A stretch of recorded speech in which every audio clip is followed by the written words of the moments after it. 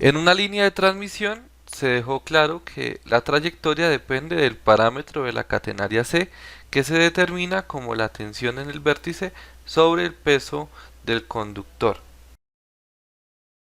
¿Qué sucede? Que hasta estos momentos hemos considerado que en el conductor únicamente está incidiendo el peso que éste tiene y que nos lo otorgan los fabricantes del conductor.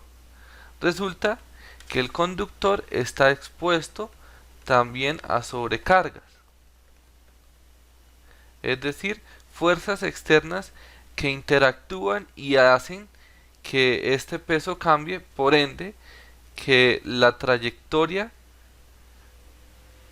del conductor se modifique producto a que el parámetro de la catenaria va a cambiar. ¿De qué forma? Entonces, normalmente se analizan dos fenómenos. El primero es la aparición de costras de hielo de un grosor E, en donde estas van a tener su propio peso, y el segundo efecto que se analiza es el producido por el viento, en donde este incide en el sistema y al final lo que provocaría es que vamos a tener un peso resultante para el sistema. Este concepto de peso resultante modificaría el parámetro de la catenaria, que haría que la trayectoria del conductor fuese diferente. ¿De qué forma entonces determinamos el peso resultante? Entonces fíjense en que para el análisis que se ha planteado es relativamente sencillo, porque tenemos que el peso del conductor más el peso del hielo que se encuentran en el mismo eje lo podemos sumar al cuadrado con la finalidad de determinar la magnitud de esta fuerza resultante, sumándole el peso del viento. ¿De qué forma se determina entonces los efectos del viento? Entonces, normalmente mi sugerencia es que para todo este análisis se realice a partir de la consulta del AC74. La normativa que rige esto es normalmente lo que emplean los constructores de líneas de transmisión, en donde de forma exhaustiva se analiza lo que es el efecto de las sobrecargas del viento, de las características del terreno, si la categoría de exposición es B, es C, es D, puede cambiar la incidencia significativamente. También ellos garantizan la durabilidad en los años, la probabilidad de que estos efectos aumenten en 50 años, en 100 años, y entonces existe una guía metodológica completa. Este es un trabajo de grado que se centra entonces netamente en el análisis y en el perfeccionamiento de lo que serían las torres de transmisión.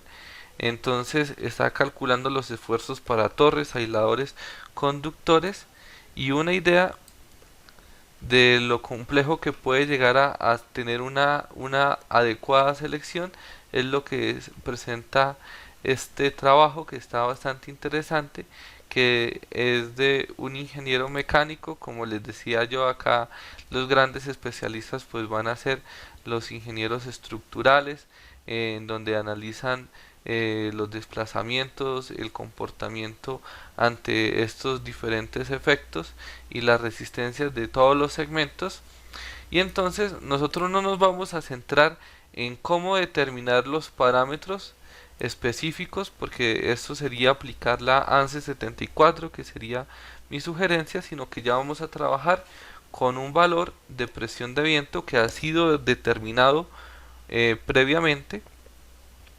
Este, recordemos, lo encontramos en kilogramos sobre metros al cuadrado, y entonces para realizar la corrección lo que necesitaríamos entonces sería multiplicarlo por el diámetro del conductor, y en el caso en el que existe una costra de hielo, pues por dos veces la costra de hielo. Para trabajar esto en milímetros, entonces se hace necesario dividir los diámetros en 1000 y poder emplear esta corrección. Con respecto a los efectos del hielo, entonces el peso del hielo lo podemos determinar como 0.0029 el espesor del hielo al cuadrado más el espesor por el diámetro del conductor.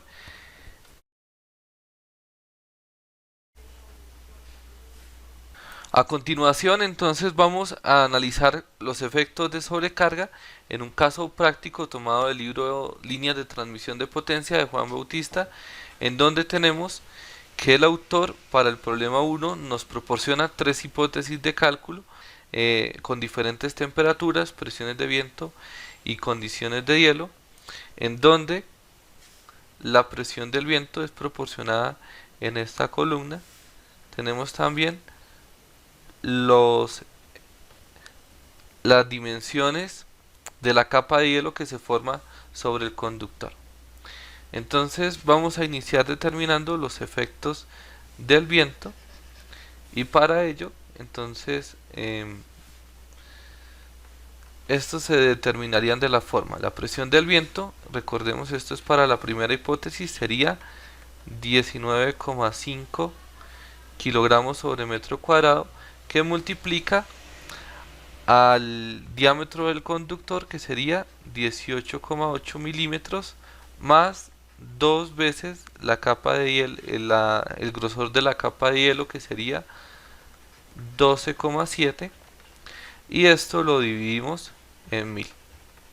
El resultado nos diría entonces que los efectos del viento serían iguales a 0.8619 kilogramos sobre metro. Es decir, los efectos del viento para esta primera hipótesis serían 0.8619, y esto en kilogramos sobre metro.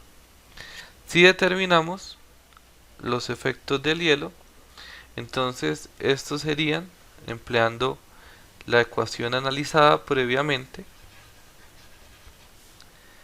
en donde se determinaría de la forma 0.0029, que multiplica al grosor de la capa de hielo, que sería 12,7, más al cuadrado por el grosor, que sería 12,7, por el diámetro del conductor, que sería 18,8, y nos daría que el efecto del hielo sería el resultante sería de 1.16045 kilogramos sobre metro. Expresándolo en esta parte, entonces tendríamos que los efectos del hielo sería 1.1601, y ya estaríamos en la capacidad de determinar entonces el peso resultante para esta primera hipótesis, en donde el peso resultante sería entonces determinado como la raíz cuadrada de el peso del conductor, que sería 0.79, más los efectos del hielo 1.1601 al cuadrado, más 0.8619 al cuadrado, y eso nos daría que para este caso el peso resultante es de 2,132 kilogramos sobre metro. Queda entonces propuesto para que ustedes por favor culminen la tabla. Quedo atento a cualquier duda o pregunta al respecto.